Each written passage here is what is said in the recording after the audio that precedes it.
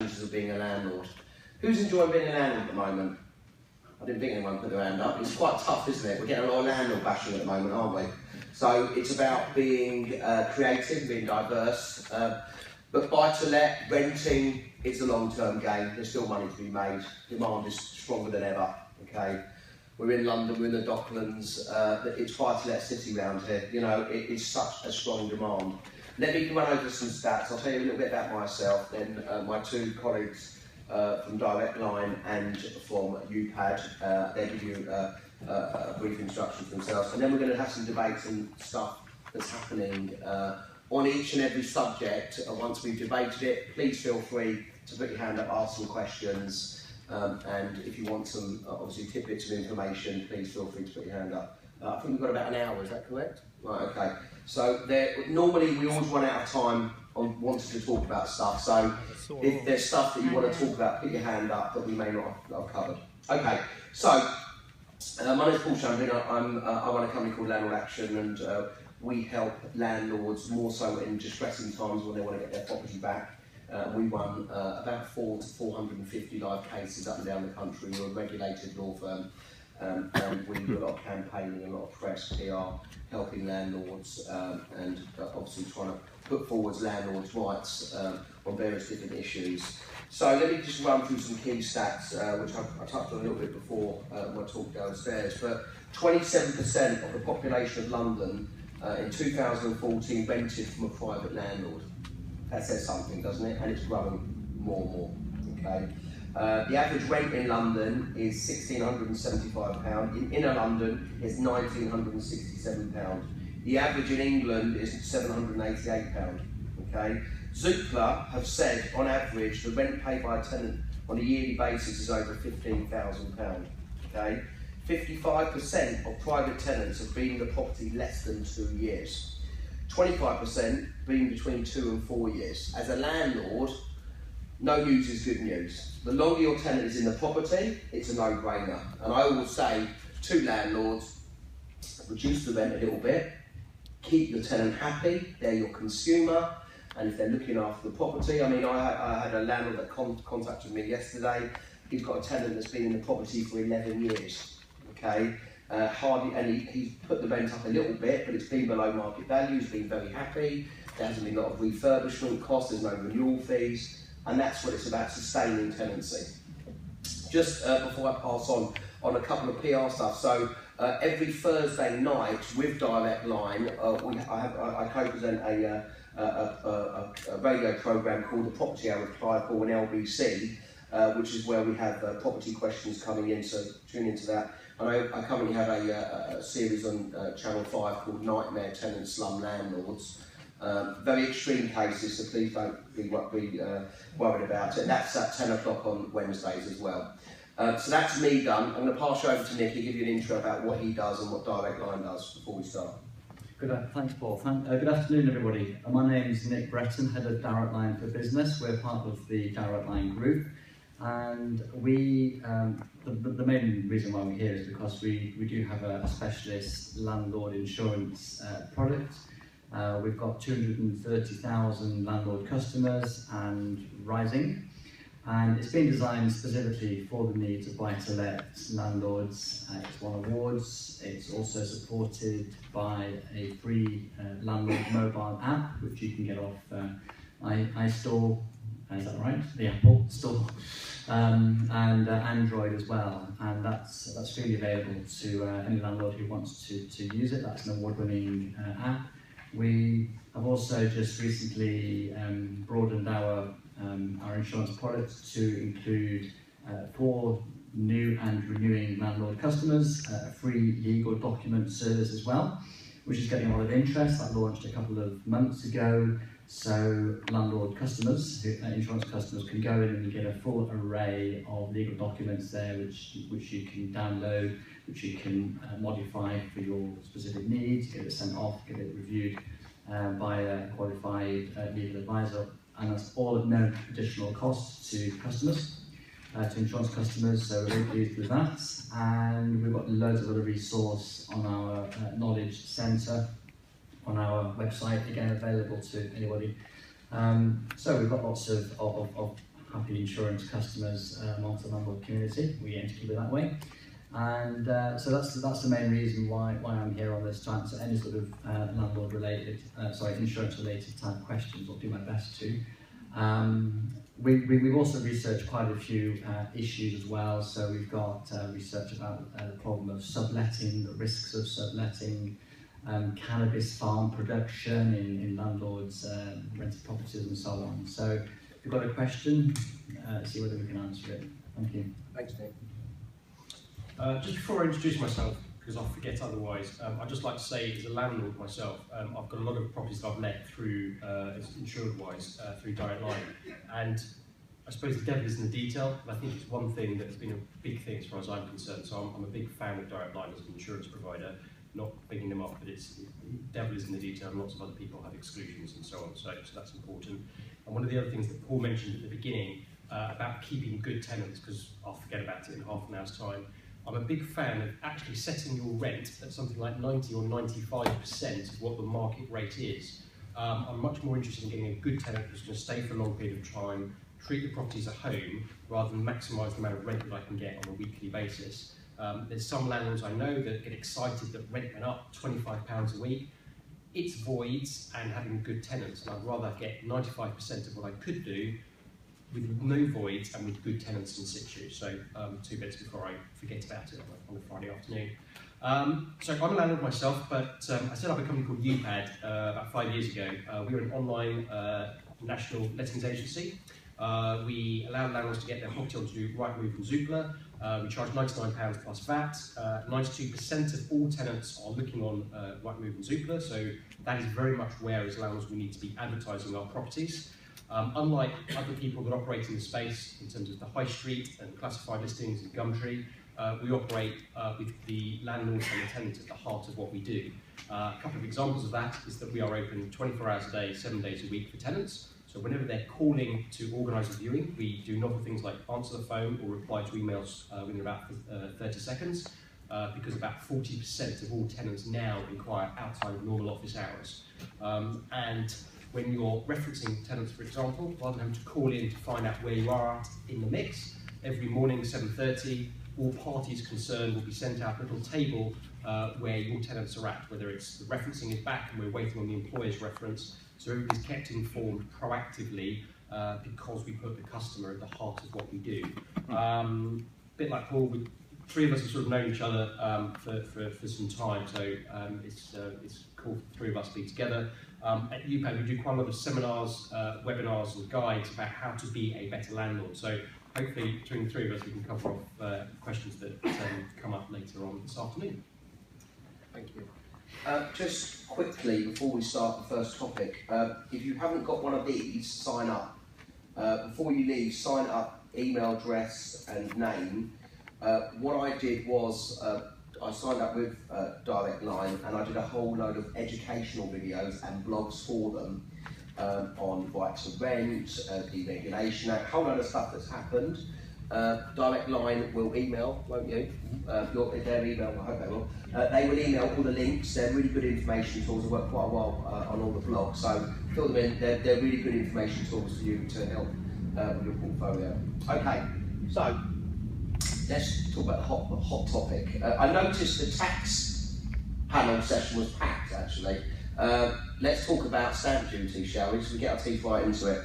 Okay, so there's been many changes. A lot of these changes have happened very quickly, not only with regard to taxation for landlords, but also with regard to laws that have come in. So we have the Deregulation Act that's come in to make life a bit more complicated for the self-managed landlord, which came in on the 1st of October 2015. We had the right to rent with regard to the immigration on the 1st of February. And of course, we've had all these tax changes. I can tell you with feedback, and 78% of landlords out there own one property, 17% own 2 to 4 properties.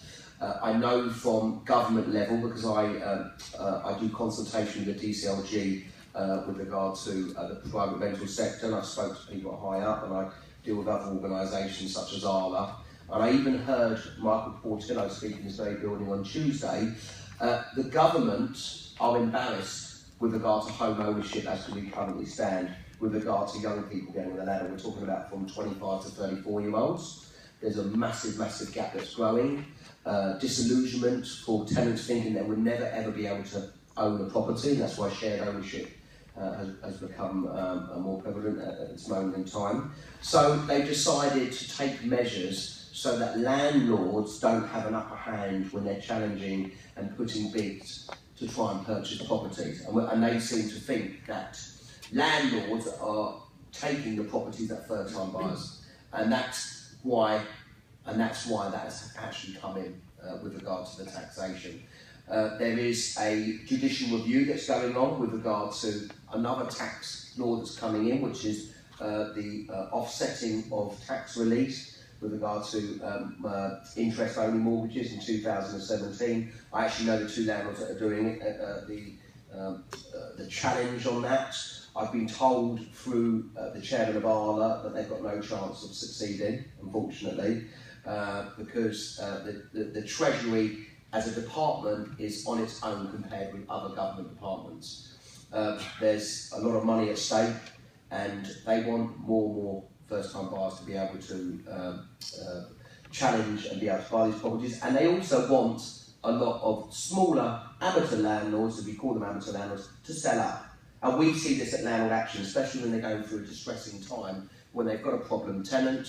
We've had a lot of landlords that have been negative equity, and they're thinking, you know what, all these tax changes, all this legislation coming in, I'm going to sell up. And they want that resale to go out as well to first-time buyers and people to get onto the housing ladder. I think that from what I was told, the national average for first-time buyers now 39 years old, okay, which is crazy. I mean, I think about when I bought my first flat at 22 for 40 grand many moons ago. I'm sure there's some older people in that bought flats and properties cheaper, which, you know, now the average property is now hit over £300,000 in this country. London average is £515,000. Can you imagine? You know, how much deposit does one need? So, challenging times, but as landlords, if you look at it as a long-term prospect, you know, I spoke to the MD of Andrews Estate Agents, who we get recommended by, got 55 offices. On average, they have 11 applicants looking for one property. So demand is really strong for landlords, okay? So let's talk about the first thing with regard to the stamp duty that was brought in. There was, we discussed this in detail on our LBC show a couple of weeks ago. So there was a huge hype of people trying to complete, and there was a spike with regard to that. Let me just throw this out there. Has this put you off being a landlord? Anyone who want to answer the question, then I'll pass it on to my colleagues. Anyone decided, I mean, are you now knowing, has that put you off wanting to buy further property as investment, or as a landlord you're thinking, you know what, I'm going to stay as I am, or I'm going to watch and wait?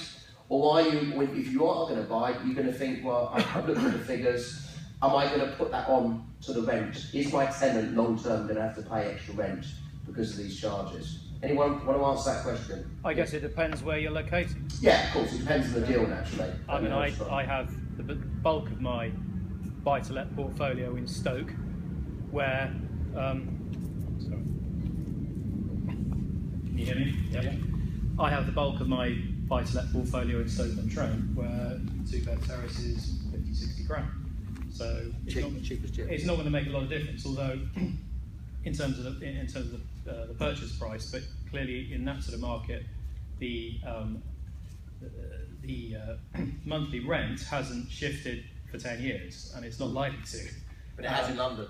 So you can't pass it on. And obviously, the converse is in London, where you could pass it on potentially with your rents, but at the same time, the extra 3%, plus it depends how expensive the property is that you're buying, and where you are in the stamp duty land tax band, could be very significant. Okay. Can I ask the same question to someone who's got a portfolio in London or the South East? Gentleman at the back, maybe you can just answer that question, because I think that's a really valid point. Yeah, absolutely. I've got about 20 properties in London, but I do flat shares. So what you haven't mentioned is the environmental officers as well. So I'll come to that under the deregulation. Yeah, I mean, I'm spending about 80% of my time having to speak to environmental officers who are defending people come to the UK to live, say, for 4 months in one of my places as a flat share, and they go out their way, almost socialist crusaders. So I don't know if anybody else is experiencing that as well. So it's full time. Yeah, on the environmental health, we're going to touch on the deregulation and retaliation eviction a little bit later on. Can I open this up to what you guys have, James, you're a landlord. What's your view with regard to, I mean, I think we can, let's move this on also with regard to the tax relief as well. There's a double-barrel question with regard to 2017 and how that's going to affect landlords with interest only, to where you can't offset that as disbursement, which is crazy. Okay, so I don't think the statute is going to have an effect. The majority of buy-to-let properties that are purchased in the UK fit within the 200 to 300 grand bracket. I appreciate if you're buying a buy-to-let for £1 million, yes, it will have an effect, but that's the extreme. If you're buying a property for 200 and all of a sudden there's another 5 or 6k to pay on it, it doesn't change the deal. And if it does change the deal, you shouldn't be probably buying that property in the first place. So I think it's frustrating, it's annoying, it's one of those things, as far as I'm concerned, and one should move on, noting that as and when you sell your property, you can offset it against your CGT bill when you dispose of that property. I think Paul's quite right. The bigger issue for me is the changes to mortgage interest relief, especially in London South East, where people are more likely to be heavily geared, and it will affect them greater. This has a much bigger impact for landlords. I think, excluding everybody that's in the room, every other 1.9 million landlords in the UK have got their head in the sand about what effect this will actually have for them.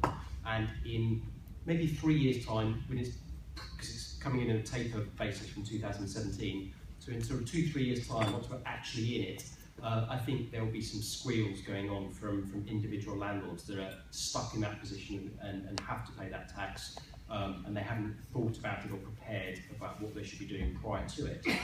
That said, objectively, and move away from where we all are on a day-to-day business at the moment, there is a complete disparity between supply and demand in the marketplace. As Paul said earlier, in terms of Andrews and how many inquiries they get, we get just over 37 inquiries for every property that we're advertising through Upad at the moment. So there's a huge disparity between supply of housing stock and demand in terms of what tenants want. You add into the mix that there are existing tenants are renting for longer. You add into the mix that existing tenants are moving more frequently because apps that are on your phone for Rightmove and Zoopla, I mean, it's easier to find a rental property than it was 5-10 years ago. The UK average has fallen from an 18-month average tenancy to 15-month. And you add into the effect that the inability to become a first-time buyer means that tenant pool is increasing. I don't think anyone's surprised by that. Let's assume 10% of all landlords over the next 5 years sell properties because just of that tax change. That makes that supply and demand, which is already imbalanced, further imbalanced. And I also believe that those properties that will be sold by landlords are not those for first-time buyers. It's going to be family homes, South East and London basis. So it's not like landlords will be selling these properties that allows first-time buyers to become a homeowner. I think it's a disparity about the type of properties. So you get a further disparity between supply and demand. What I strongly believe will be the case is that you will see landlords passing on those additional costs in higher rents. And I don't believe that many landlords will actually sell up. I think the vast majority will pass on those costs in higher rent, excluding Stoke. And I've got 3 things to support that. The first is, just generally, if you're running a business and your costs increase, you either stop doing it or you pass those costs on. Secondly, when petrol at the pump increases or decreases, it's based on the raw material, the cost of oil, whether that's gone up or down. And drivers lump it or enjoy the better rates. And thirdly, in our own environment, when in Scotland, high street agent fees could not be charged to tenants about 18 months ago, last year it meant rents in Scotland increased by 9%, yet the UK average was 2.5%. Now the Scottish market isn't that different to the rest of the UK, and I'm a strong believer that the reason rents went up so much in Scotland was because those fees that were being charged to tenants have been given to landlords who have then put it through from higher rents. So for those 3 reasons, and just general economics, I'm a frustrated accountant anyway, I think it's actually going to be tenants that lose out on this. And just to summarise, it's a political decision. Whatever lobbying occurs is politically motivated. There's 9 million tenants, 2 million of us lot, so who is the government going to back? And the government said in one of their reports, that was very interesting, that it would affect 1 in 5 landlords. If you gross that up based on how many properties the average landlord's got and how many tenants there are on the average property, you get to a figure of nearly 3 million tenants. And my view is that about 30% of the UK tenant population of the UK, 3 million, are the ones that are going to be affected with higher rents. The thing for us as landlords is that there are going to be a higher proportion of rent arrears as tenants' take-home pay, a greater proportion of it goes on rent. And our thing is to ensure that we don't only call every single day, but there's going to be more rent arrears from an affordability perspective, and that is, for us, going to be the biggest issue, not how we pay our tax bill. Okay, thanks for that. Nick, any comments? Yes, just briefly. We at Direct Line, the business, we did see a big surge in the amount of insurance business that we were writing, just leading up to 1st of April from landlords to be the 3% deadline. But we believe that that is landlords bringing forward purchases rather than seeing a massive fall off or killing off of the market later this year. As Paul said, the extra stamp duty really is a sort of kind of a political, socio-economic move to make it easier for first-time buyers, and there has been quite a lot of initiative from the government or governments over the last few years to help first-time buyers, of course. Clearly isn't working enough, so taking the stick now to landlords, making it harder for landlords to buy those kind of first-time, second-time purchase property, sort of smaller properties. So we do hope and believe that the stamp duty, painful as it is at the moment, will be a big bump in the road, but one that landlords will adjust to, and hopefully in a few years' time it will be a distant memory, such as many other tax changes have been, such as more, sort of MIRAS, for instance, mortgage interest relief at source. If people remember that when that went, we sort of foresaw, we thought the sky would fall in. On the housing market, it didn't. The housing market adjusts and moves on, and we think that the landlord sector will do the same. In terms of the income tax changes that we've also referred to, yes, that is a big issue, probably a bigger issue. It's going to be coming in over the 4 years from next year. Our research finds that, when it was conducted a couple of months ago, that more than half, 56% of new mortgage applicants were unaware of the tax changes, and it's probably the accidental landlords, those who aren't really professional landlords, but they've inherited a property, or they married and got a spare property which they used to live in, which is now renting. These are the types of landlords who perhaps aren't as well prepared for the changes as more sort of commercial or professional landlords. Okay.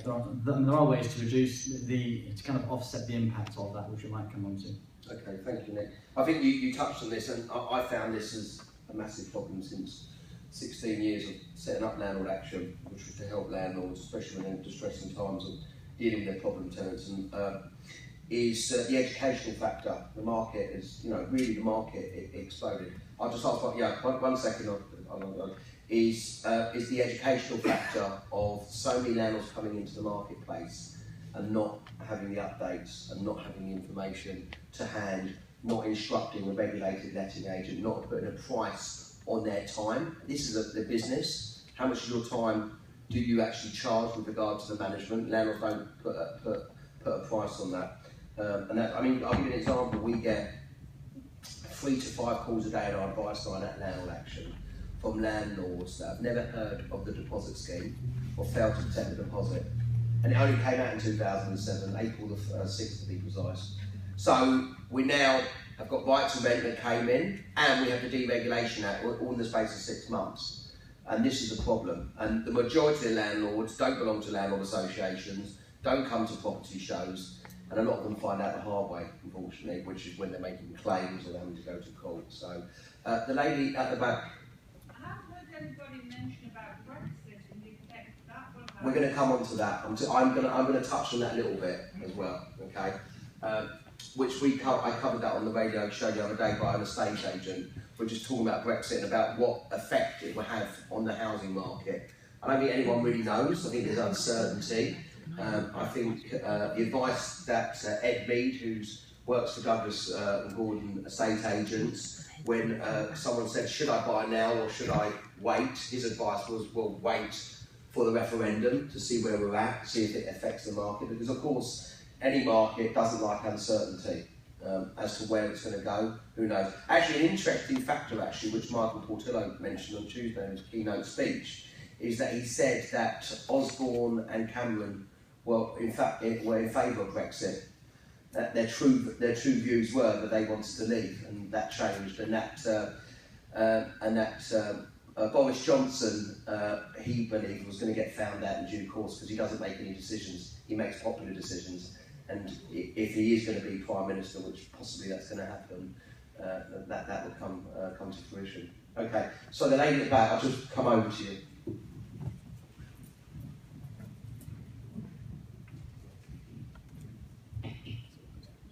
Thank you very much. In light of what you both said at the panel about the impact of current government legislation on smaller landlords, I'm curious,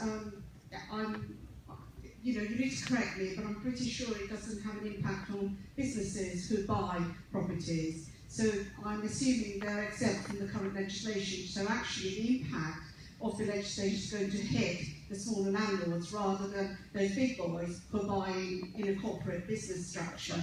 And I'm sure everyone in this room is now very, very interested in the Panama deal that's going on. So the other thing is that, just for my colleague there, I know you've got a big title, so I've got you here, and I'm so glad. I too have a lot of time for the insurance company that you represent, a lot of time, but I've spoken to your colleague on the floor, and I was curious that you don't actually insure people who are on benefits, sort of like, so I'm not sure why you would not do that, because you've got guaranteed income from local government, so it's about, I understand about the risks element to it, but I'm just curious as to why you don't insure them.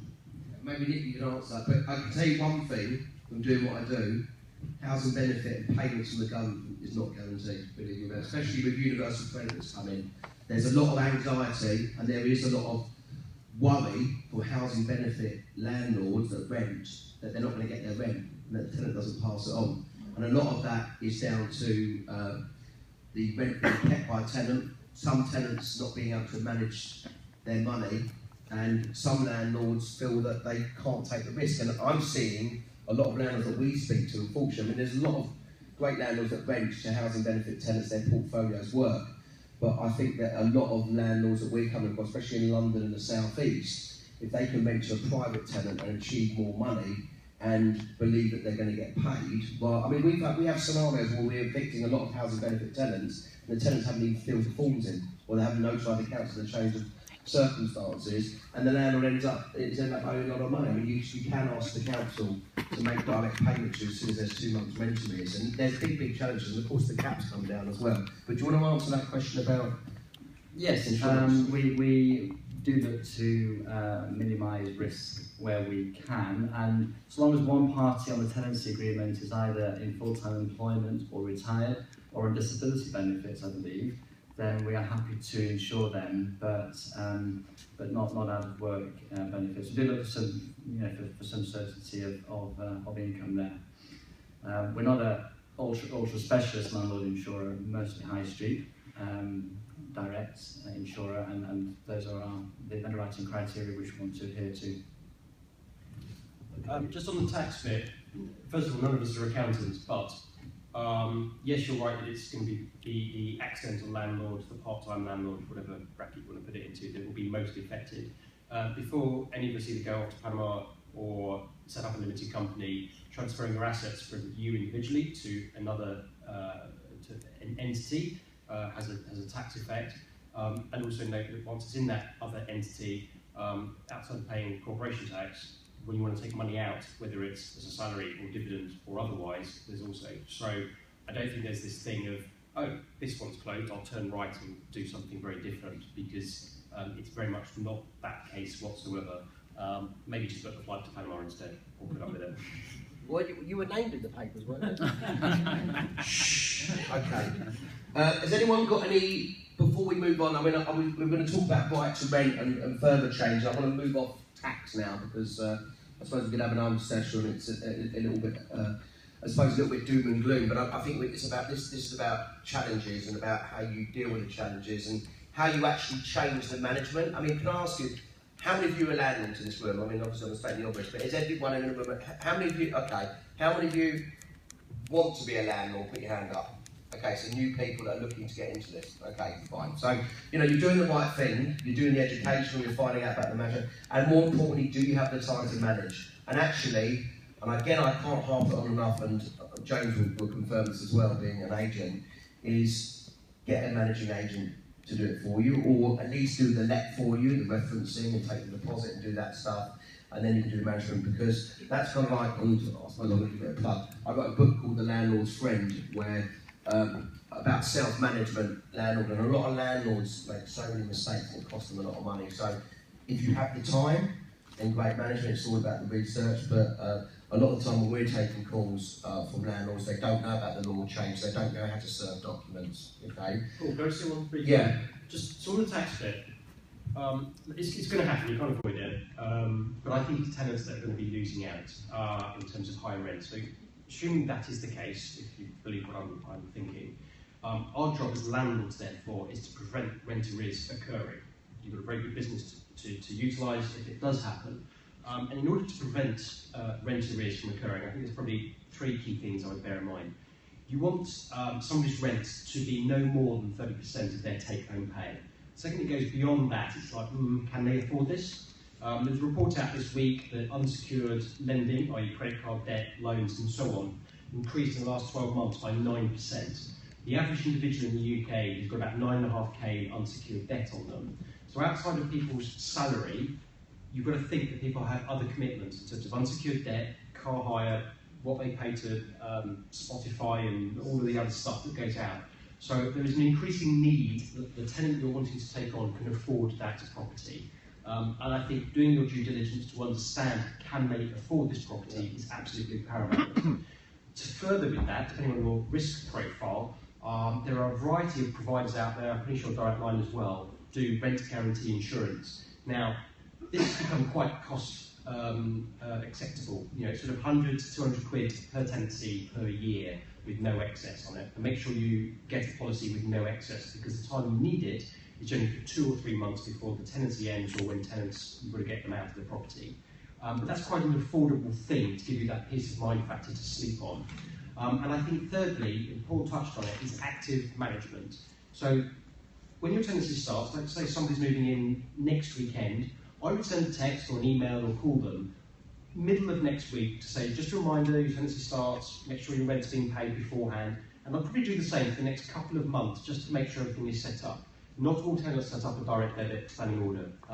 And then every month when rent is due, on that day, if it hasn't come into your account, drop them a text, an email, a call, and go, just want to check, is everything okay? The second you start leaving things 2 weeks, 3 weeks, and put your head in the sand, which a lot of people do, and then they end up speaking to Paul, is it gets a bit late, the issue's got worse, and people don't like dealing with a bigger issue. So try and nip things in the bud, straight, get to it beforehand, I suppose is where I'm coming from. James, can I just you're talking about the risk management, which is really important, because you're entering into a business relationship with your tenant. The full referencing is really, really important, and taking out rental insurance for me is a no-brainer, okay? Because then once you do make that claim, the rent is guaranteed every single month until vacant possession with legal fees. We act for the insurance company and do their legal work. But and if you are going to do the referencing and you look for the referencing, and I touched on it downstairs, is you're quite right, is which is what Joe says, is how much for the rest of that month can that tenant live off? Okay, you know, when you do your viewings, which is what James mentioned, and you have your gut feeling of finding that tenant and trying to find that tenant as long as possible, and I've given you some numbers, it is about sustainability. Tenants do bury their head in the sand. Dare I say it, on episode 10 of our programme, we've got a landlord that's got 3 years rent arrears, okay? 3 years, I didn't say 3 months, and he tried to unlawfully evict the tenant. buried his head in the sand, complete nightmare, tried to do a court case himself, messed it up, and he actually said to me, do you reckon I can get the money? And I said, there's two hope, Bob open, no hope. You know, tenants hasn't paid for 36 months, the chance of getting money from a tenant. That's why, you know, acting quick is really, really important. I just want to move this on. One thing that was announced by the government a couple of weeks ago, and I think it was quite apt actually, is actually, they claimed it, stress tests for landlords. Not testing to see if you're stressed, okay? But stress tests, which is basically, if you're, at the moment the base rate's really low. Okay, I remember the days when I used to go to court in 1989 as a spotty teenager for the banks and builder sites when the interest rate was 15–16% and I was obtaining mortgage repossession orders. And of course, when in 2008 we had the global recession, which was subprime, and no one saw that coming. They worry, and there's a criteria in place for the lenders. They want to make sure, 90% of the lenders are doing it at the moment, they want to make sure it's 100%. They want to make sure that as a landlord, if your interest rate goes up to 5% over a 5-year period, can you afford to pay the mortgage? Because they're worried that people are geared up so much, house prices are really high, that they don't want another recession. So they brought a thing in called stress test. So it's just something with regards to criteria you need to be aware of if you are obviously looking for lending and speaking to obviously a really good mortgage advisor, some good guys downstairs. You need to be aware that if the interest rate goes up, it will go up. And I think it will go up. My gut feeling, I actually think it will go up the first quarter of next year. That's my gut feeling. But I think the whole world is too scared to even think about pressing that button because. What did you say last year? What did I say last? Well, you got the same thing.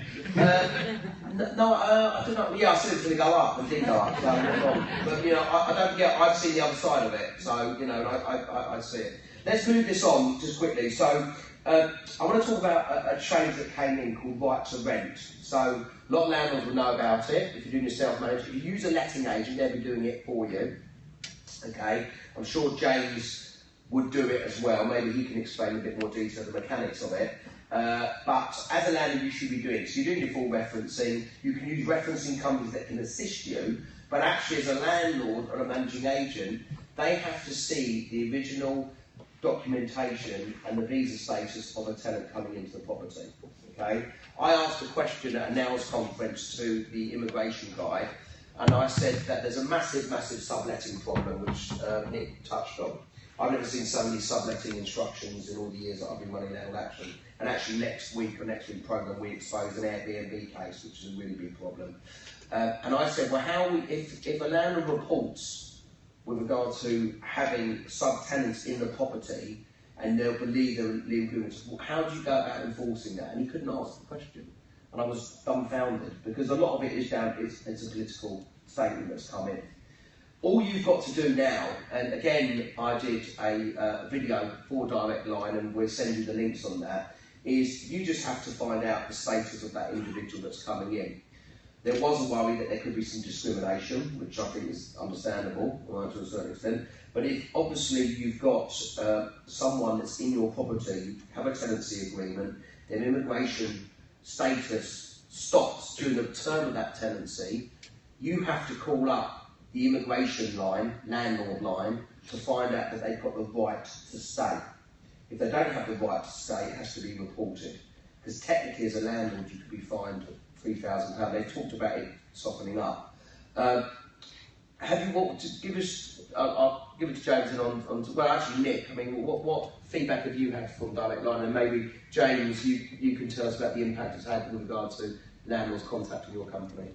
That's right. So, really, as you said there, landlords need to check the status of every occupant, I think, aged over 18 in the property, whether they are on a tenancy agreement or not, even whether or not there's a written tenancy agreement at all. Need to be clear on the right that that person has to stay in the UK and therefore to rent, and need to take a note of when does their right to stay or their visa expire, and take appropriate steps then.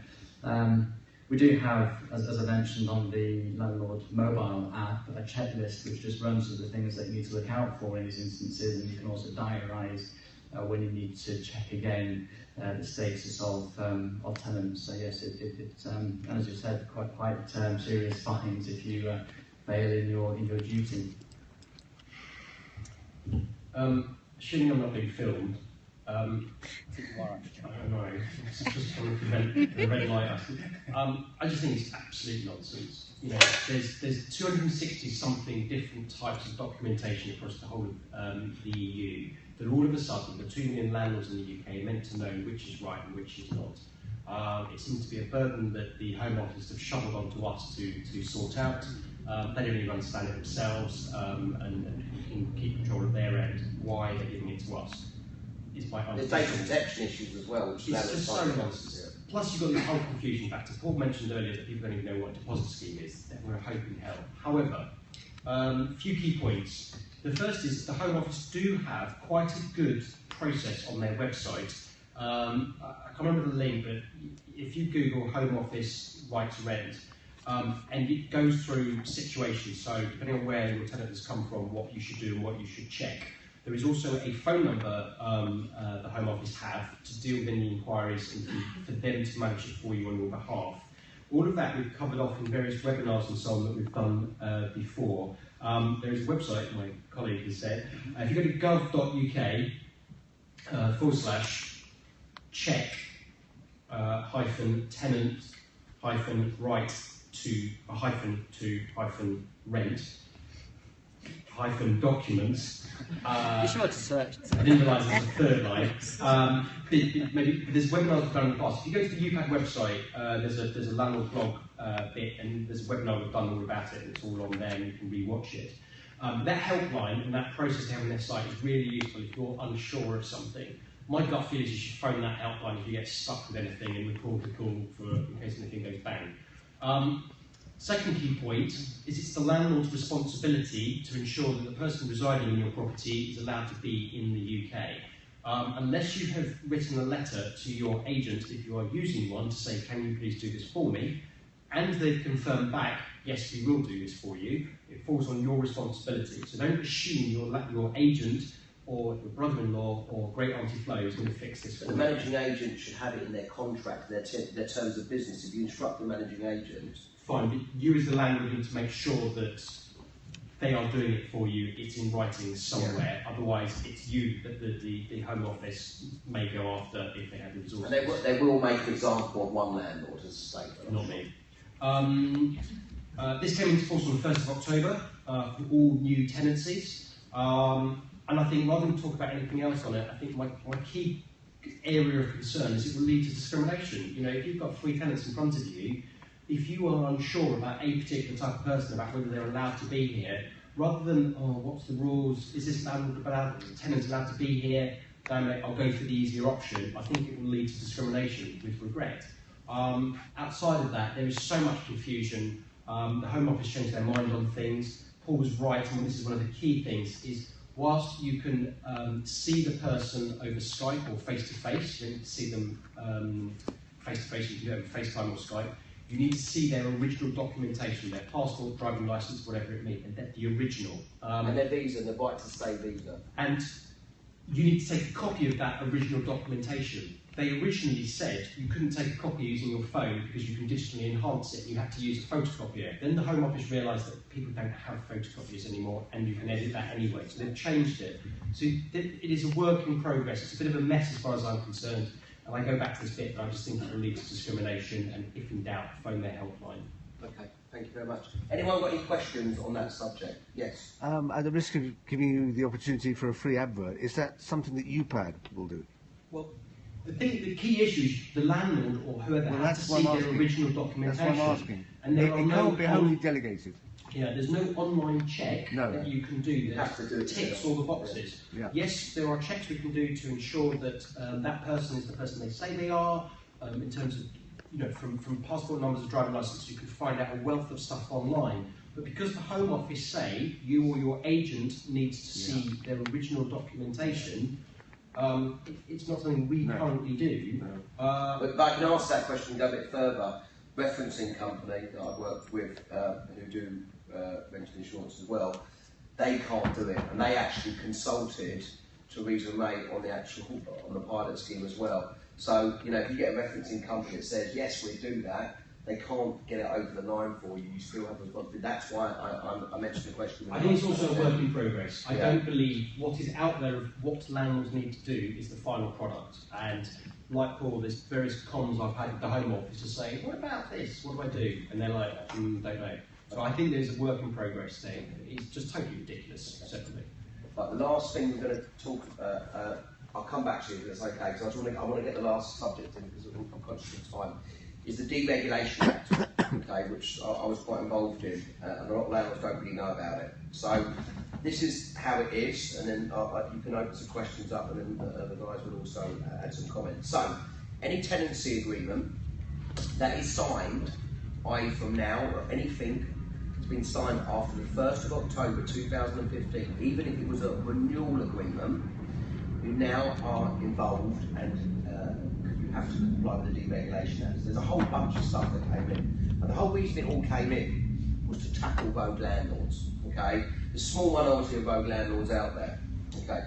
So, prior to the let, and this is the point when your tenant is more vocal to you and you have more chance of getting access and so forth because they want the keys, is that you have to do a whole bunch of stuff.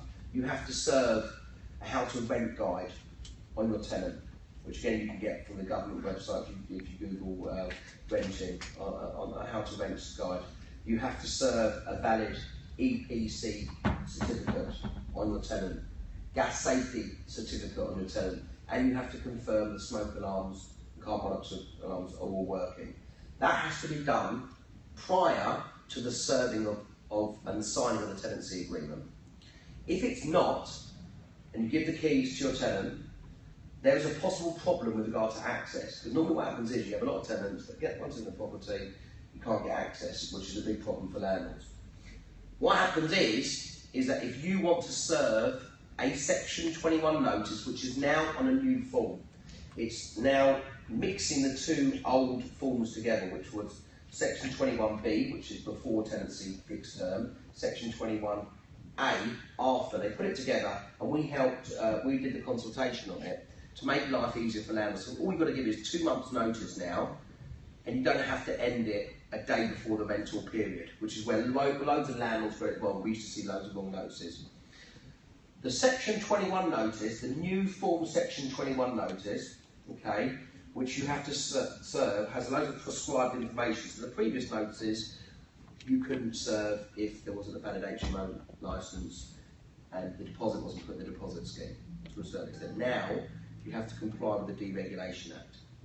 Section 21 notice cannot be served at the beginning of the tenancy, which a lot of landlords did.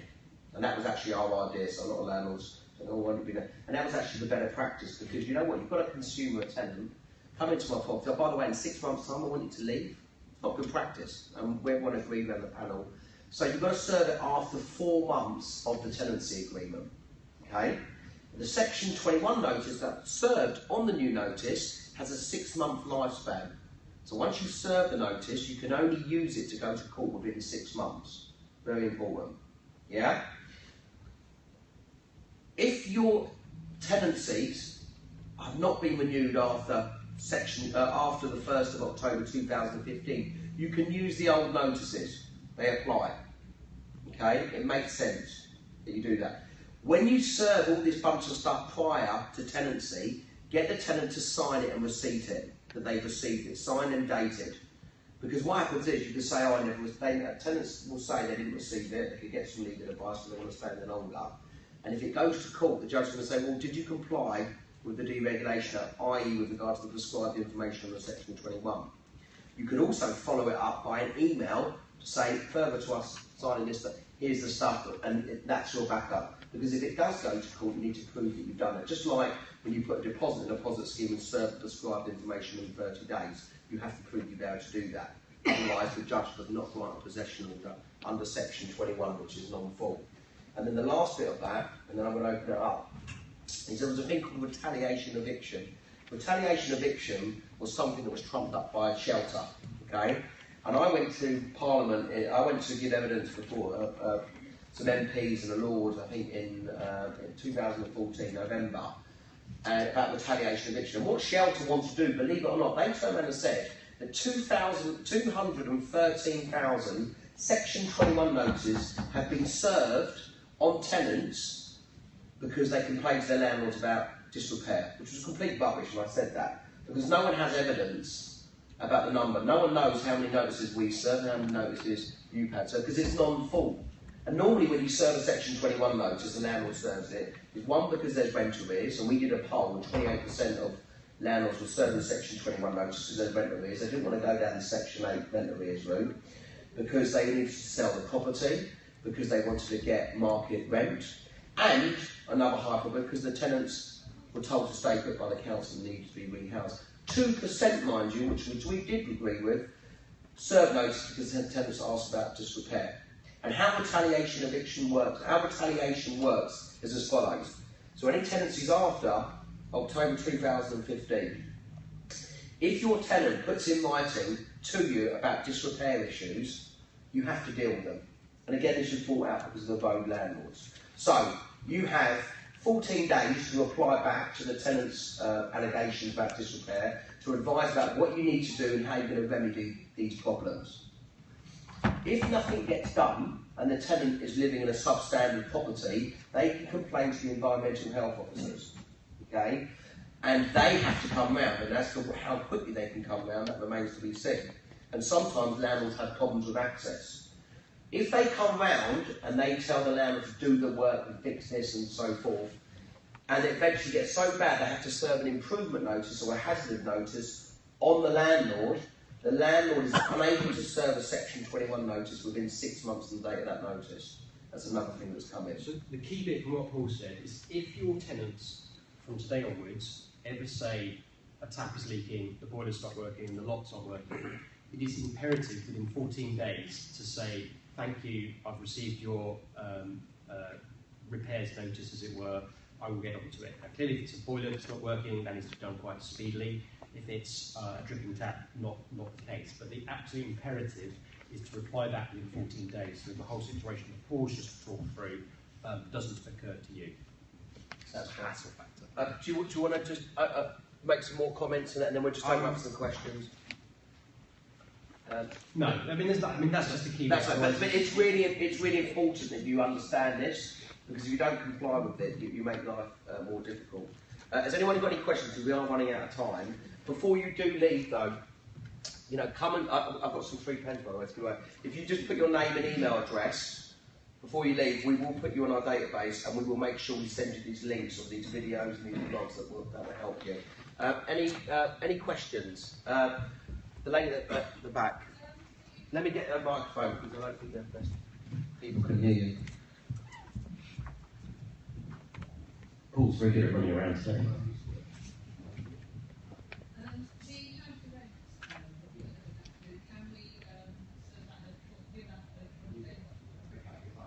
So that if you serve the stuff electronically, because you need to serve it all together.